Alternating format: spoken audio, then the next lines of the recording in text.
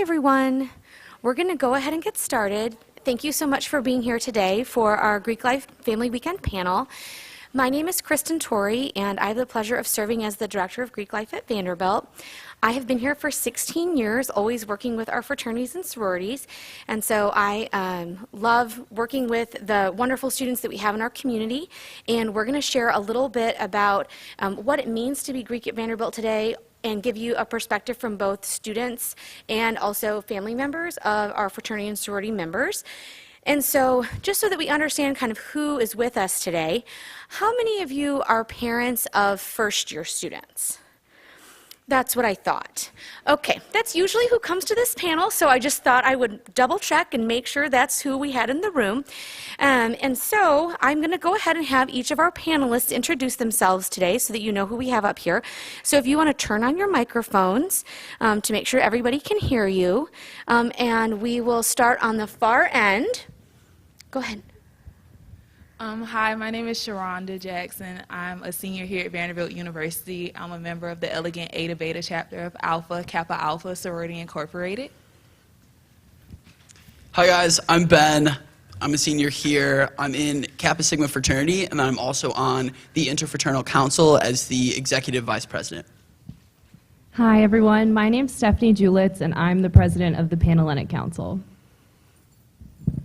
My name's Kelly Randall, and my daughter is a senior, and she's a member of Pi Beta Phi sorority.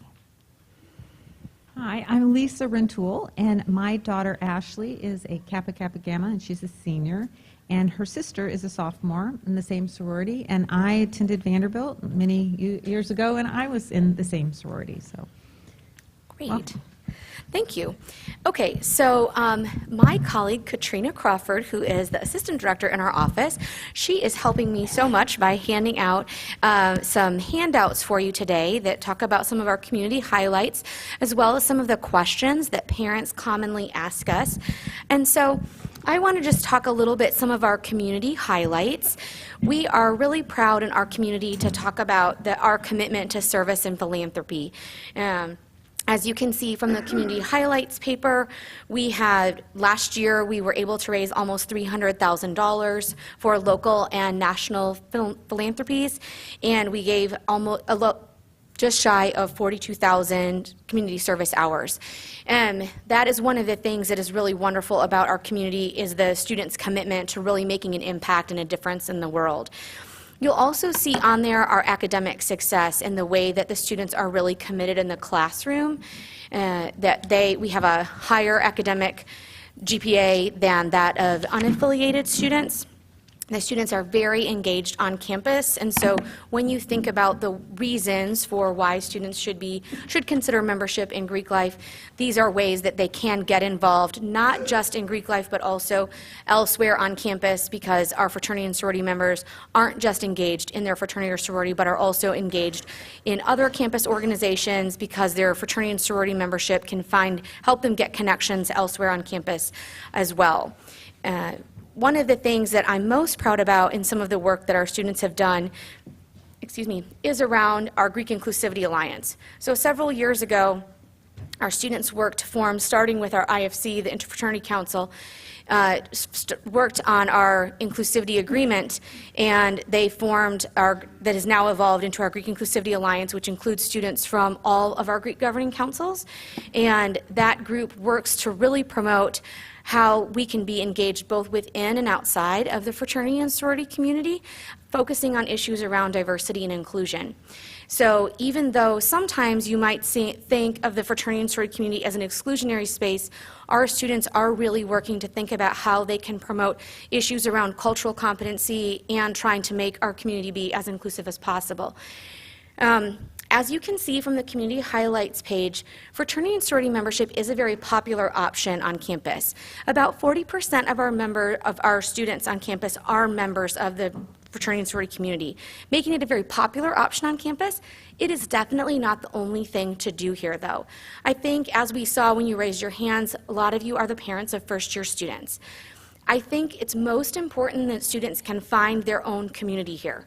If they can find that in the fraternity and sorority community, and that's a place that makes sense for them and a way that they feel welcome and purpose here, that is awesome. But I would always tell any parent that finding community wherever makes sense for them, that is most important. And I think that Vanderbilt has a plethora of options here, and I hope that they can find that community in fraternity and sorority life. But also, as a parent, you always want to make sure that they can find community wherever makes sense for them. Because I think that Vanderbilt has so many great choices, and I know that sounds a little maybe strange coming from a person who stands in my shoes as the director of Greek life, but I just think that we have many, many great choices, and I don't want for any student to think that this is the only option for them. This is a wonderful option and one that can create great memories and options and networks for them, but I just don't want anyone to ever think this is the only thing to do here. It's a great one, but not the only one. So I'm going to have the students talk now about our different governing councils. And so if you will talk a little bit about your governing council, what your governing council does, and also how students can consider membership and joining in your particular council. Go ahead. So I'm a member, like I said, of the Elegant Eta Beta chapter of Alpha Kappa Alpha Sorority Incorporated. That's a part of the National Panhellenic Council. It's a historically black council that was actually founded at Howard University, although respective organizations were founded at different universities. They're all founded basically on the 3 pillars of service, sisterhood, and brotherhood, or scholarship. Different organizations put that in different orders. Currently on campus, of the 9 organizations that are a part of this council, we currently have 7, which are Alpha Phi Alpha Fraternity Incorporated, Alpha Kappa Alpha Sorority Incorporated, Kappa Alpha Psi Fraternity Incorporated, Omega Psi Phi Fraternity Incorporated, Zeta Phi Beta Sorority Incorporated, Phi Beta Sigma Fraternity Incorporated. We don't have Iota Phi Theta Fraternity Incorporated, and we don't have Sigma Gamma Rho Sorority Incorporated. However, during intake, those respective organizations sometimes do come back and try to recruit. Our intake process is highly selective and a little bit more private than Panhell or IFC. Before picking an organization that you would like to pursue interest in, it is recommended that you research that organization, learn about their values, learn about the current chapter on campus, and see if those values and those people align with your values and personal beliefs. And then after that, you would kind of keep an eye on the Office of Greek Life, in which you would see an interest flyer. And for an interest meeting, each organization has their own respective guidelines. You need to follow those, and then the intake process will follow if you are selected to continue with that. But it is a bit more secretive, just due to the high level of selectivity. Of course, the National Panhellenic Council, just like all of these councils here, are non-hagening, non-pledging organizations. Therefore, the membership intake processes happen as aligned by our national organizations. Other than that, we are very highly selective. And like I said, historically black organization, although we do welcome all people of all cultures, but it was founded on historically black campuses, and we're very friendly. Awesome. So I will talk a little bit about the Interfraternity Council, IFC. So first, to start off, our community is consisting of 12 chapters currently, but there are many expansions in the works over the next few years. In terms of what our community does, we kind of operate as you would envision fraternities would, in terms of having philanthropy events, being committed to community service and scholarship, but also being an avenue for social engagement for members of our community. In terms of what the Interfraternal Council does, so my executive board of 8 members works to sustain the operations of our community, so whether it's recruitment, our new member education process, different programming, or just general things going on in the community, we help to support those different processes and help the leaders of our different chapters with whatever they have going on. In terms of our recruitment, Here at Vanderbilt, we actually have a deferred recruitment period for all first years. So any of your first year sons who are interested in joining an IFC fraternity were not able to attend any IFC events for the first 5 weeks here of this school year. Vandy has this policy because they want to ensure that during those first 5 weeks, first years are having the opportunity to get settled in, get acquainted with their floor, with their classes, just with the general routines of Vanderbilt life. But the initial event of our IFC recruitment process is called Open Doors. That's where all of the first years who are interested in joining go through a tour of all the different chapters, meet chapter members within each one. That basically kicks off our process. What I think is really great about the Vanderbilt process is that it lasts the entirety of the fall semester. So it's not a concentrated process like you might see at some other schools where it's 1 week, 2 weeks, and you have to make your decision, you have to commit to a fraternity. Here you can take the entirety of fall semester to go to different events, to meet different people, to really evaluate, like Shonda said, the values of the organizations of the members, and then at the end of that, make your decision on which chapter you want to join. And so for members who are joining the IFC community, they will join in January, go through the new member education process, and then become fully initiated members of their chapter. Awesome. So again, my name is Stephanie Julitz, and I'm the president of the Panhellenic Council here at Vandy. And similar to Ben's explanation of his governing council, the Panhellenic Council is comprised of 8 Panhellenic women who are disaffiliated for the year so that we can act in an unbiased way and really carry out the operations of the council. And in terms of our council members, so there are 26 nationally recognized Panhellenic organizations, and we have 10 here at Vanderbilt. And for as long as I can remember, we've had 10, and it's really the perfect number for our school, being a mid-sized institution, but with a large Greek interest. So you can really find community in each of those 10 chapters. Each have different personalities, different local and national philanthropies, which you can find out more on our Office of Greek Life website. And similar to the IFC community, we have a strict deferred recruitment policy. So we do recruitment in January, and ours is a little bit more structured than the Interfraternity Council, or the NPHC. And so we do it over 2 weekends in January. We ask that we call interested members in joining the community are our potential new members, so it's a first year or an upperclassman who's unaffiliated. We ask that they come back a weekend early before classes, so that's just kind of to keep the stress of recruitment away from your classroom experience, especially second semester. So it's broken down into 4 days of recruitment, and they each have a different name and a different kind of theme of the day. And so the first round is called the display round, in which potential new members will attend all 10 chapters for approximately 20 minutes and just get a feel for what each chapter is like. And then the next round is called philanthropy round, in which they will attend up to 8 chapters. They might not fill all 8 slots, but up to 8 chapters, and learn more about their national and local philanthropies. And the third round will be the following weekend, so we have a week of classes. And then the following weekend, we have sisterhood round, in which you learn a little bit more about each chapter's sisterhood and what they do to keep each member connected. And then the final round is called preference round. And for sisterhood round, you will attend up to 5 chapters. And then for the final round, you will go to up to 2 chapters, and that's called preference round. And it's really a way for potential new members to figure out what has meant a lot to them throughout the recruitment process and what will make the most sense to them. So it's a real personal decision, and what I can say to you guys as parents of first-year upperclassmen students is to really empower your daughter to make this decision for herself. It's going to be her experience for not only the rest of her experience at Vanderbilt, but hopefully for life in this chapter. So that's the biggest piece of advice I can give, is to be a soundboard for her, but also to allow her to make her own decision.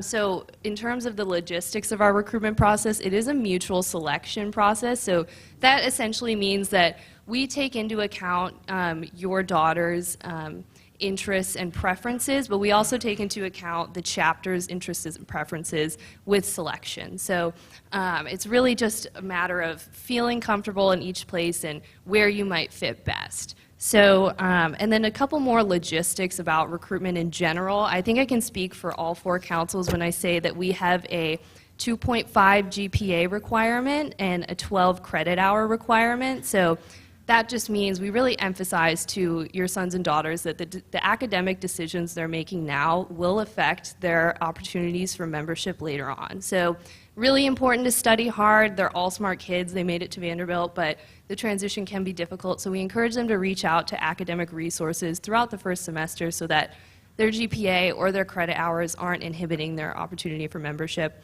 And the final strict requirement is that they cannot be on disciplinary probation through the school. So another reminder that the decisions that we're making now will affect our opportunity for membership later. So, just being smart in the classroom, being smart outside of the classroom, and that will set up your child for success in trying to join a fraternity or sorority. Great. The 4th council that is listed up there is our Intercultural Greek Council. And so the Intercultural Greek Council has 2 chapters in it right now, Lambda Theta Alpha and Sigma Lambda Gamma, both that do their intake process similar to NPHC in that it is not managed by the council. I think that's one of the distinctions that's important between the governing council or umbrella organizations, in that Panhellenic and IFC manage their processes for bringing new students into the organizations as a collective, meaning they all come in at the same time. For NPHC and IGC, those processes are run individually by the organization, meaning that they may happen at different times. So one organization may bring in new members in January, one organization may bring in new members in February. It's going to be run differently by that organization. And so it's a different process from IFC and Panhellenic in that it's run specific by that one organization. So that's just a distinction that's important to make. But I think that, as the students mentioned, and I put up here on the screen, the eligibility requirements are very important for people to take note of, and are the same for the ones at the top about the credit hours, the GPA, and the disciplinary probation, and the completion of alcohol and social responsibility training. Are relevant for all people of all councils that are interested in joining. And then there are specific requirements that may be expected for the specific organization, whether that might be attending a specific interest meeting or the attendance at a particular thing. An intake seminar is required for NPHC and IGC.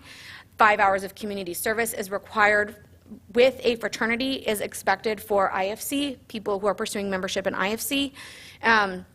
Most of first-year students did complete the alcohol and social responsibility training already. They did that during their Common View orientation session when they first arrived on campus, in a collaboration that we did with the Commons and with the View sectors and the Center for Student Wellbeing. And so many of the students have already completed that requirement. And so that's just an important thing to make note of.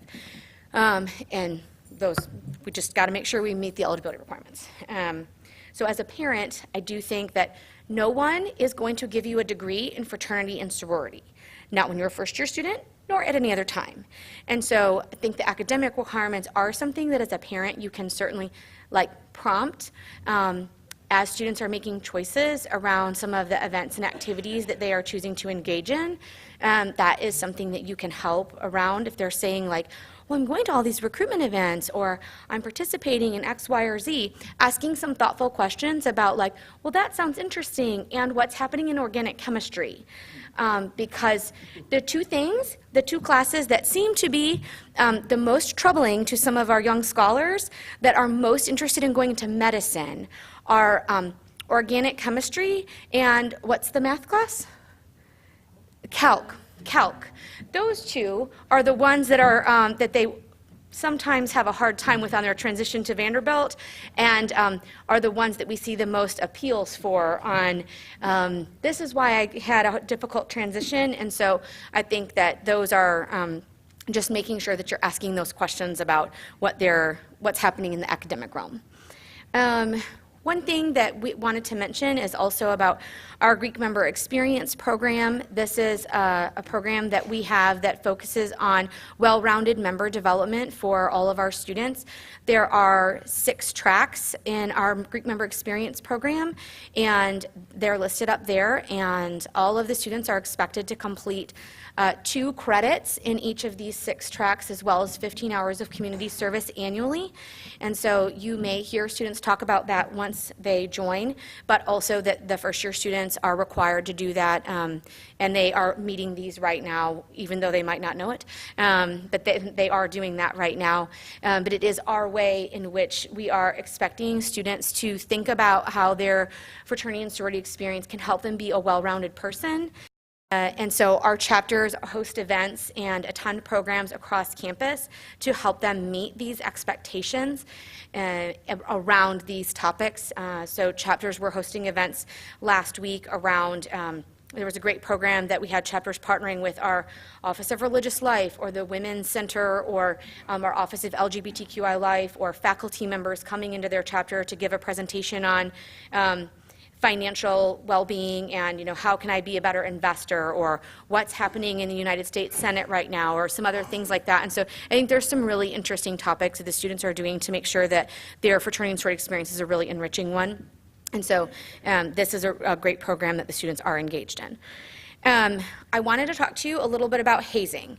As parents, I think that if you are watching television right now and paying attention to the national media, you know that this has been something that is a relevant topic that is playing out on college campuses and in high schools across the country in very concerning ways.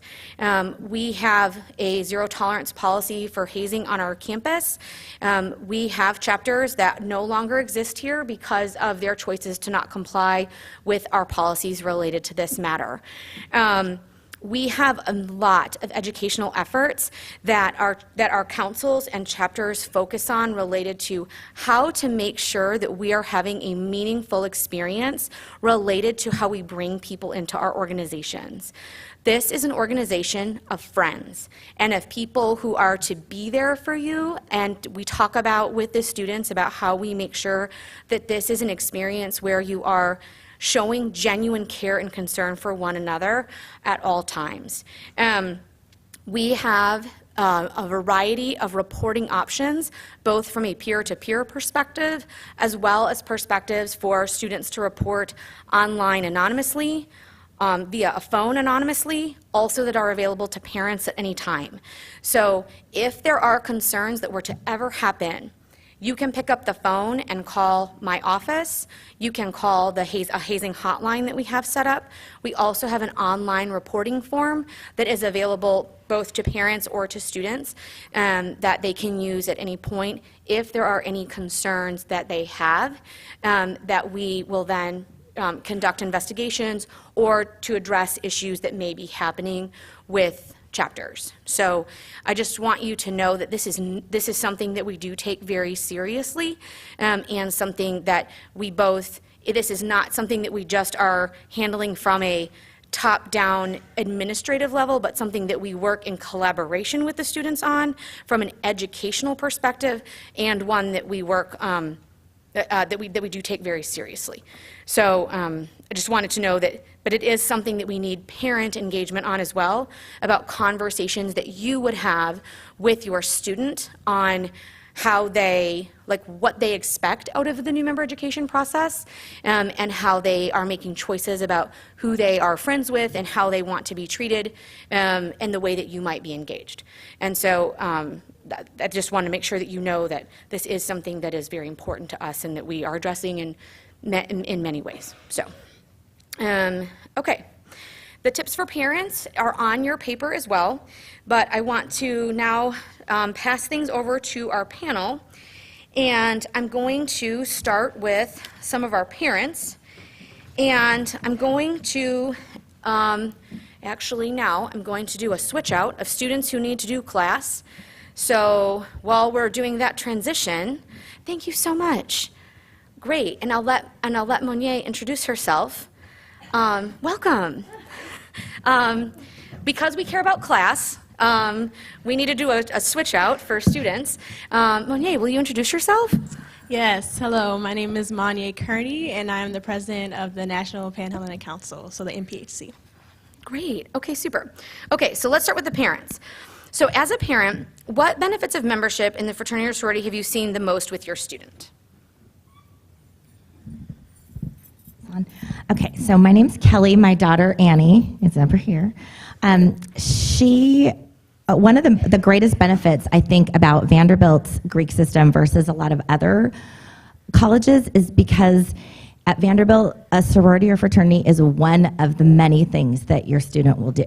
I went to UCLA. Our sorority was one of the only things that it was such a huge part of your life. This is a part of your life. These kids are involved in so many things at this great campus that their Greek life is one of the many things. It's also a great benefit that it's second semester because it gives them an opportunity to meet so many other kids, and by the time they all pledge, they have friends in all the different houses. Instead of a lot of schools where their friends are going and joining Greek life, most of their friends are in their same sorority because it happens before school starts or the first week of school, and those are their friends. So I think that's a huge benefit. I also feel like I just came from parent registration, and a mom of a sophomore in Annie's house came up and said how happy she is. She loves being part of this system, and she said it's helped her so much from coming from far away. She feels like she has a home to go to. She has big sisters, people who care about her, give her advice on classes. I just think it's the benefits are so great. Annie has benefited so much. It's been a really positive experience here. I would very much agree with that as far as the kids having a community outside of their Greek home, that they have a lot of friends from a lot of walks of life on the campus, which is a really nice thing. And I think one of the concerns my children had with the concept, they come from an area in the Northeast that's not heavily, there aren't a lot of people talking about Greek life, and they're a little concerned. Would it be something that then puts me in one group and I don't have a lot of exposure? And that not only isn't true, but it also speaks to, I think a lot of the students want that kind of experience where they're open to a lot of different people and different opportunities. And that's the kind of the student body vibe here. So that really makes that a goal of them, to have some more diversity and to get to know a lot of people.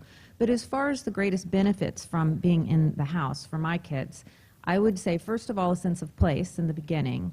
There's a sense of place in the commons and a sense of place on their sophomore halls, because those are really tight bonding places. But beyond that, then you also had this group of older and younger kids that you're with, which was important. And as a freshman, it's more of a kind of a safety net. As a sophomore, you're a little more involved in really rah-rah trying to get new girls and meet new people and out pushing for that. And then as a junior and senior, there's more leadership.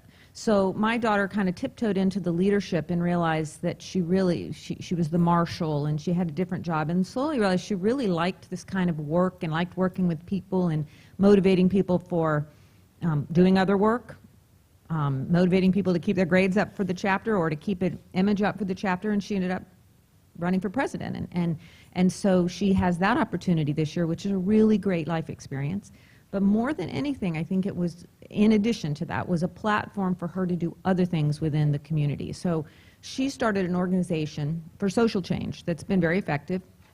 But it's because she was in the Greek system and had this kind of place where she had connection to a lot of people she could count on to help her with that. She could get involved with it. She brought a lot of the guys from different fraternities into it because she had that connection. So she could then rally people to do something above and beyond just, you know, her philanthropy and the work with the girls in the house that she does and that kind of thing. So that self-growth that comes from having a community to work that way with, it's really, those were the greatest benefits, I would say.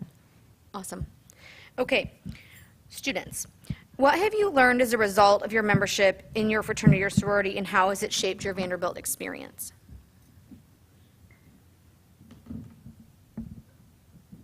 Okay, I can start.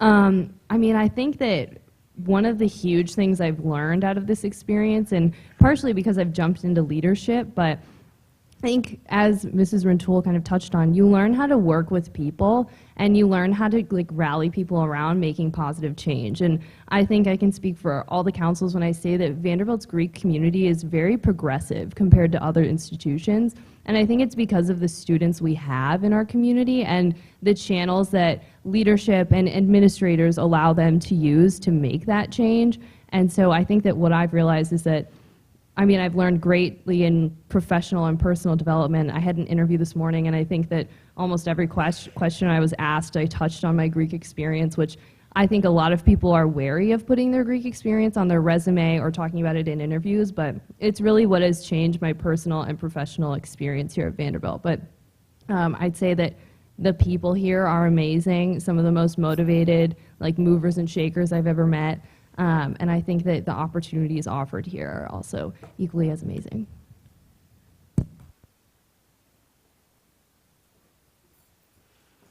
Can you hear me? Yes, a little bit? Okay. I would say from my membership in a sorority that I have learned that the world is bigger than myself.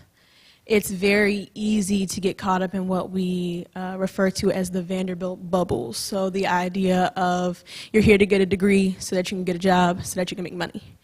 And a lot of the organizations that we have here on campus are introspective, so they kind of pour effort back into Vanderbilt's community. But in being a member of the Greek community, we have a heavy emphasis on service in the greater Nashville community. And so you're forced to leave the campus. You're forced to engage with people who live around here, people who look like you, people who don't look like you, people who have been afforded the same opportunities, people who have not been afforded the same opportunities.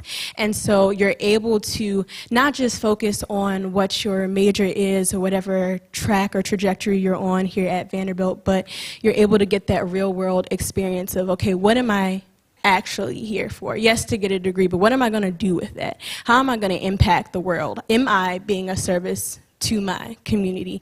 And I would definitely say just the heavy emphasis on focus, the heavy emphasis on philanthropy, and service for the greater Nashville community is one of the most valuable things that I've gained from being a Delta. Yeah, so for me, I would echo both of their statements, especially Steph's in terms of dealing with people.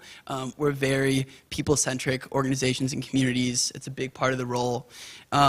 I think for me, one of my biggest takeaways and something that's very much impacted my worldview and my entire Vanderbilt experience is really finding for myself what it means to be within a brotherhood and establishing those bonds. I think it wasn't until joining a fraternity that I really understood the depth of relationships, deeper than just a friendship, something where you're being vulnerable, something where you're challenging another person, something where you are supporting actively and thinking of an entire group of people in terms of pushing each other towards being better people, better men.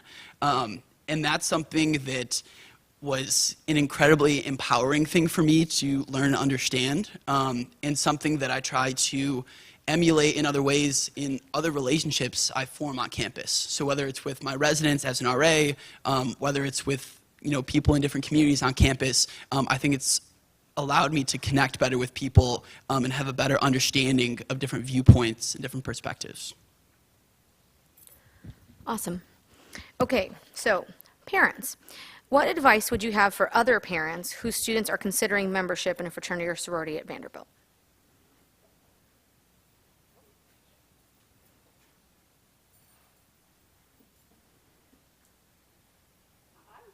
Trust the process and trust your kid the same way you did when they were applying to Vanderbilt. I think it's a process that they go through. They learn, they meet people, they learn about what Greek Life offers. When they go through it, they can make a decision for themselves when they're in the second semester choosing to go through it. And I would encourage them to go through the process and find out if it's a fit for them, if they can find a place that they would be comfortable, and not to be afraid of it, to take the challenge, and just support. I would just support that. That would be my advice for you. And I only have daughters, so I can't speak for the fall with boys, but with girls in the fall, it's a lot of getting to know one another and getting to know some other girls and meeting people. So at the very least, you really feel like you know a lot more people after you've gone through Rush, and the campus feels like a tighter place for you, and you have some connections. So trust your students, I would say. Of course, echo that completely. It's a process, go through it. Your children are probably, your students, not children anymore, your young adult children are probably going to go through this since you're all sitting here. So trust that process, encourage them to do it, and then once they do join, encourage them to be a part of the process. Get into leadership. Our daughters are both president of their sororities. These incredible students up here they learn so much when they're a part of it. You can take on so much responsibility. My daughter has worked with her alums, with her sorority, with the university, with her national. They become a part of something bigger than them, and they have the opportunity to grow so much more and experience so much more, and their leadership develops, and it gets them ready to, they're going to leave and she's going to go out in the real world. And so many of the experiences she's had over the last 4 years, especially senior year, taking on a leadership position, she's learned so much and she's ready for it now. So I think it's such a great process to go through. Okay, great. Okay, students, how do you balance your time as an engaged student leader with your academics? Does anyone actually have an answer for this, or no? I think that it's a challenge, but it's something you're going to have to learn as any human being, I think. And I recently heard this like amazing quote in which this woman told me, she's like, work-life balance is never achieved. You're always working at work-life balance. So, I mean, it's a matter of planning ahead, knowing when things are going to happen, knowing when you're going to be busier in your Greek experience, so maybe you get your homework done a week in advance. It's knowing when you need to, you know, grind on your homework, when you need to take a step back and take care of your mental health, and when you need to step up and lead in your leadership position. So it's almost like, I mean, I just kind of use this metaphor in which you're like you're like cooking in a kitchen. You have like all 4 burners going, and like sometimes you have to have one burner up higher than the other, and sometimes you like turn that burner down for a certain reason. So it's all about like knowing yourself and what works best for you or your student, and then really applying that and keeping yourself accountable is important. But I think it's like a life skill that everyone's going to have to learn, and jumping into this Greek experience is honestly one of the greatest ways to learn that time management, I think. So I think you can ask anyone who knows me, and they'll say, I don't have this down super well. I drink a lot of coffee. I would say personally, I think, kind of to echo Steph's point, it's about recognizing just kind of your buckets of time, and also just establishing expectations within your friendships, within your fraternity, your Greek membership, of like when you need time. So like, you know, there are definitely periods throughout the semester where the guys in my pledge class in my fraternity are like, yo, like, where is Ben? Like, he's just like not really around at different social events. That's because I'm in the library.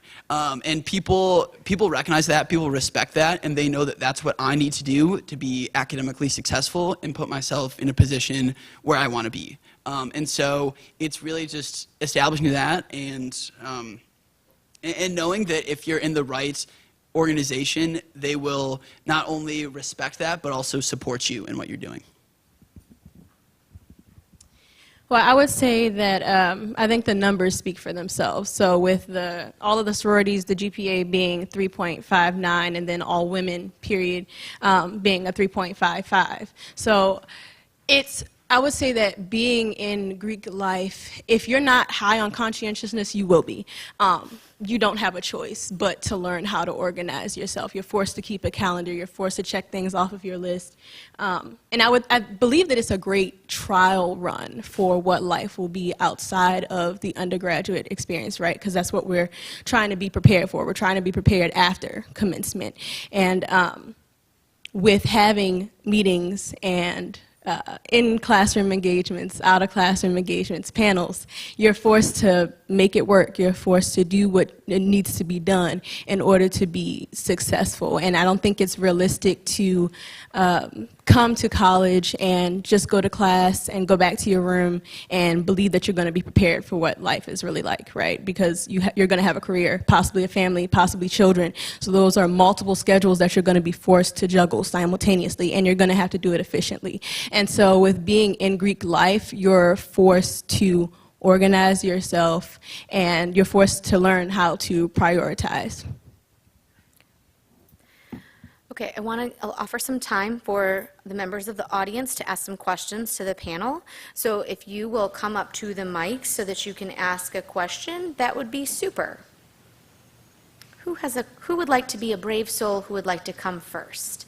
Yes, sir, please come up to the mic. Hi. Thank you very much. Very informative. I'd actually like to ask you a question. Sure. Which I don't think was really addressed. The Office of Greek Life, what exactly do you do? How are you engaging with each of the fraternities, watching what's going on, et cetera? Sure. Thank you. Okay, so our staff, so like I, Kristen, am the director of Greek Life, and then Katrina in the back, give another wave, that's Katrina. She's the assistant director of Greek Life, and then we have two other professional staff members, Harold and Allison, two coordinators of Greek Life. Our staff is charged with working with all of our chapters to help with their leadership and professional development, as well as what is happening with their organizations.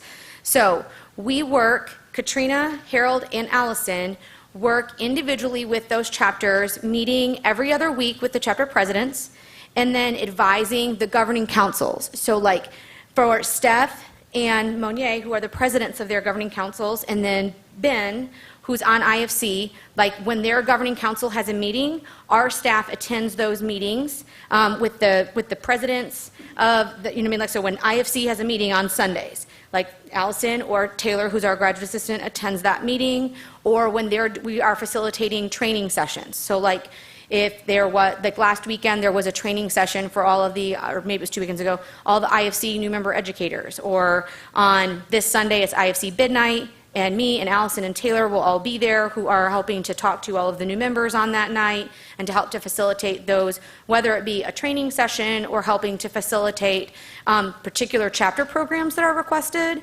or working with their alumni and their chapter advisors. So hosting meetings with their actual chapter advisors who are alumni from their organizations who work with them individually. So Katrina has met with individual chapter advisors from those organizations, but also meets individually, like in the case of our parents up here. So she meets with their daughters every other week to talk about what's happening in their organizations to help improve, whether it be operations or those kind of things. So from an oversight perspective, while we're not attending like all of their meetings or, you know what I mean, like all of those kind of things, we are trying to provide advice and support and training and education to help make sure that they can be as successful as possible in managing their organizations and working individually with those student leaders. But then when, you know what I mean, like occasionally we will go to a chapter meeting. Katrina, did you have something else you wanted to? Yes, we also meet with the leadership consultants from the national organization. Yeah. So I meet with them often. They come into town, they want to know how the chapter's doing, what they're doing. They want to know all the things about the chapter. Yeah. So I meet with them on a regular basis as Yeah. well. We also run that Greek Member Experience program. So any programs, anything related to your student, and when they Yes. join a fraternity or sorority, runs through our office. So we give an account also Yeah. to our dean, to our chancellor, all the Yeah. things. We are expected to know everything. We help recruit. We help retain. We help do all the things to make it a successful, safe community. Yeah. When they have parties on the weekends, tailgates, we make sure that things are in order for that. We make sure that there's a policy in place and that they're following it. We work with the bartenders. We meet with the police. We Yeah. actually go to the physical parties of some of our organizations. We're there on the weekends. We're here almost every weekend, actually. Yeah. So, at least I am.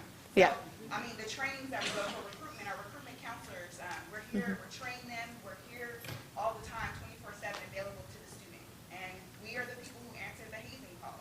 We investigate anything that's going on in the community. So we have a pretty hands-on, high-touch community here, and so they can tell you, like I just had with Steph yesterday.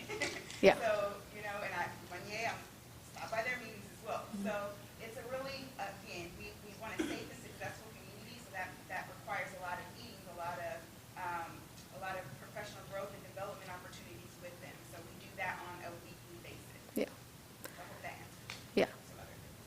Yes.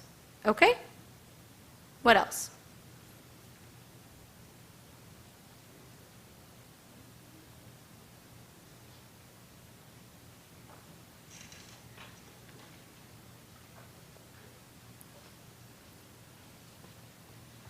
Hi, I'd like to hear what kinds of things you teach your brothers and sisters, and from the Office of Greek Life as well, about sexual assault, and specifically from the IFC, Ben, if you could address that, and protecting women who come to your houses for social events. But then I would also love to hear from the other women as well. Thank you. Yeah, that's a really good question. So I will give my own experience and what comes to mind. I'm sure Kristen, if I forget anything, can elaborate.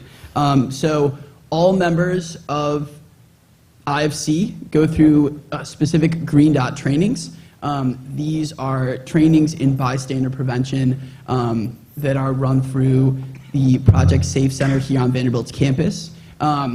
They do that at the beginning of new member education, and it is really a hallmark of joining an IFC chapter. It really sets the expectation of bystander intervention, and also laying that foundation of, sexual assault awareness and prevention within our chapters.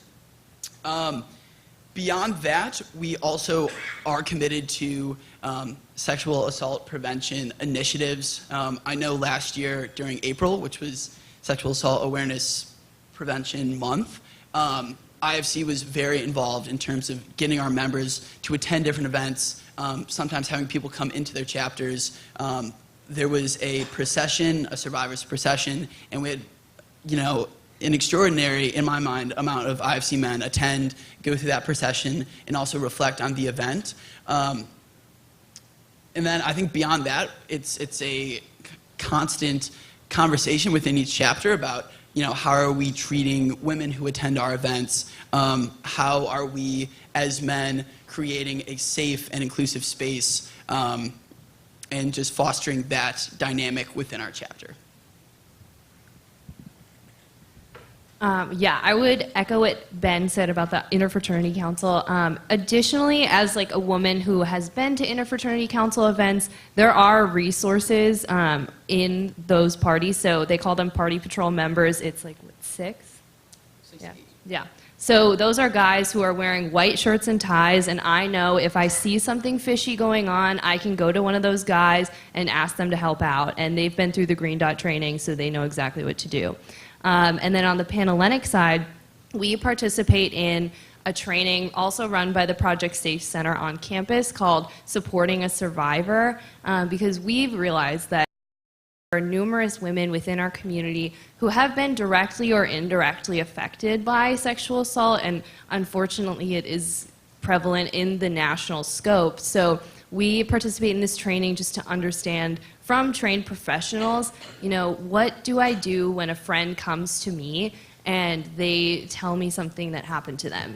How can I support her? What campus resources are available? We're not expecting that our Panhellenic women, become their friend's therapist. Not at all. We really want to equip them with the resources to help their sisters out, members of the community, and that has been a really positive experience for all of our members to understand what's available if something should happen. And additionally, many of our chapters also participate in that Green Dot bystander intervention training. I think that those programs can be very beneficial because students leave with tangible processes that they know when I see something fishy going on, I can get directly involved. I can delegate to someone such as Party Patrol. I can, report what I'm seeing. So I think that those are ways in which we're really working to change in response to what's happening in the national scope and also in response to findings on our campus, what we can do to change that culture. Just so that everyone is clear, the Project Safe Center is the designated office on our campus that is charged with addressing sexual assault prevention and response. So if you are not familiar with Project Safe, that is the office at Vanderbilt that addresses sexual assault prevention and response. And so the student, our office as well as our student organizations have worked very closely with them related to these trainings, both on a council level as well as with individual chapters on these bystander intervention trainings, but also some additional trainings that are, so for example, we've had several chapters who did programs on language of violence. And so how can they address even things that are talking about the way that they speak and other things like that. And so, and I also just want to mention, because she said that as well, Ashley, her daughter, started an organization called He for She, which is another just organization that we have on campus that really worked on trying to, how we can be working on that topic and how men can help to be involved, as well as many of our national organizations have their own programs that are focused on this topic because of the prevalence and issue we know tied to this on a national level. And so we have organizations where the national organization may have an initiative specifically tied to this, and they have done that program within their organization. So I know, for example, that like Alpha Chi Omega had a program specifically that all of their women are doing, you know what I mean, like that the national organization also ran. So, Monier, did you have anything that you wanted to say about that as well? Yes, I would say, not to be redundant, so in addition to everything that they have already articulated, the MPHC holds a lot of mini-week events, so we're really dedicated to facilitating conversation about topics such as this. We'll invite people who this is kind of what they do for a living to come and speak on these types of issues. We also take, I would say, alternative routes. A lot of the Greek members, especially within the PHC, are involved in many other organizations, and so we try to make sure that we have a very that we're branched out throughout campus, that we're making connections with Vanderbilt student population in other ways, so that they feel as though they can come to us. And then from there, the relationships that we have as Greek councils with organizations such as Project SAFE, we're able to kind of facilitate that route there.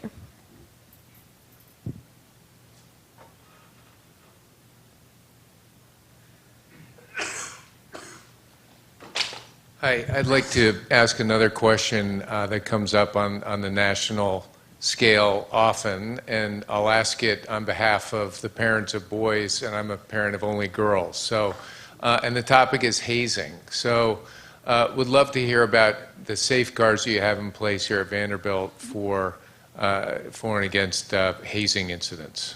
Sure. Ben, do you want to talk about that first? A long time. So in terms of safeguards, I think there are just a plethora of different safeguards that we have going on, both on the administrative side and then within councils coming as more of like a peer-to-peer focused initiative. On the administrative side, as Kristen talked about earlier, there are a number of ways to report. And so we have the anonymous method of reporting.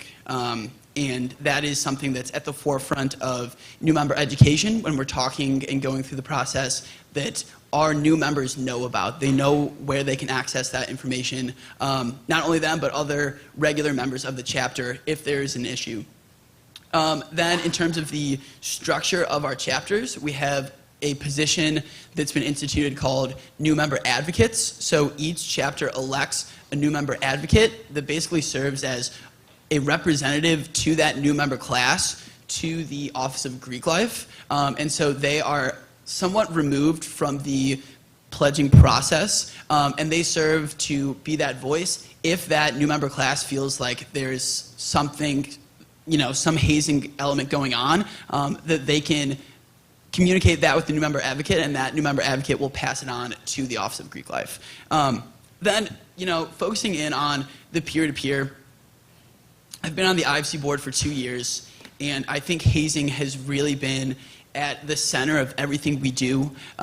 It's been, the point of conversation for so many of our meetings, and something that we really put a lot of time and energy into. And so in the relationships that we form with presidents, with the leaders of our councils, when we're talking about the policy and the structures of our new member education programs, basically every meeting that we have, we're very clear in terms of that that zero tolerance policy for hazing. And so we work to help shape new member processes. We help to provide different activities, to change the plans and strategies within each chapters to change the cultures. Just this last week, we did our accountability and new member education presentation, where myself and the other members of the councils went to each fraternity and went through a 15-minute presentation talking about, this is what you're not going to do during new member education, and this is what we recommend you carry out as a chapter. This is how we can support you. These are some ideas. These are all the resources. So it's a constant thing of conversation that we're working, every day within our community to focus on. Yeah, I think we've also, as I talked about before, you can't just talk about it from one lens to say, this is what you can't do. You also have to talk about, these are the things that you should do. These are processes, the ways that you can effectively impact new member education. We also, I'll say very honestly, like the students, they got into Vanderbilt, so they're not dumb. So they see what's happening around the world. And so when we've talked about, this is what happened at LSU. This is what happened at Penn State. This is what happened at these other places. And unfortunately for our students, some of them know other students who have been impacted in very real ways. And so we talked about, very real time, this is how your life can be impacted, and this is not worth those things. And to talk a little bit about some of the positive impact of the New Member Advocate Program, just to give you an example, we had a time where Senior Steve asked a new member to go to pick him up some food at after midnight. That's not okay. I can't have new members driving around picking you up cheeseburgers at 12:30 at night. That's a no-go. Okay, is that the worst thing we've ever heard? Probably not, okay? But is that a purposeful new member education activity? No, it isn't. That's one of the things we always start with. Is this purposeful?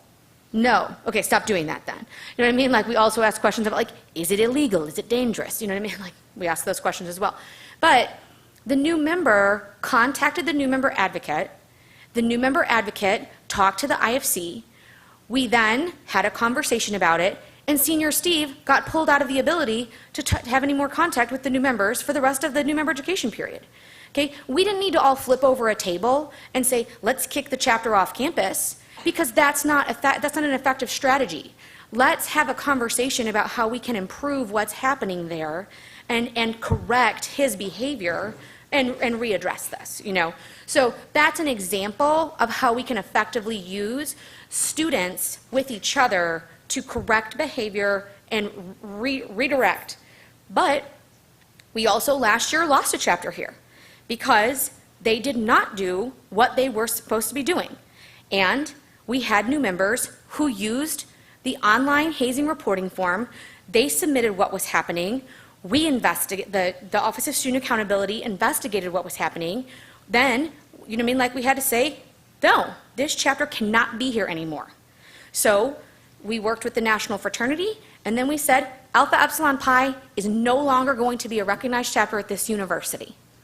And so that is what needed to happen, because this behavior was egregious enough to say, I'm sorry, your behavior has been egregious enough that you cannot be a chapter here. So our students have also seen we're not going to have a tolerance for that.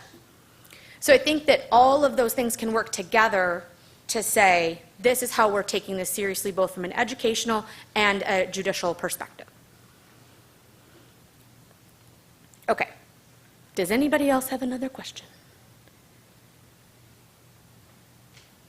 Super. We are about out of time, so if you have any other questions, if you want to ask us afterwards, but we thank you so much for being here today. Thank you so much to our panelists. You did a great job.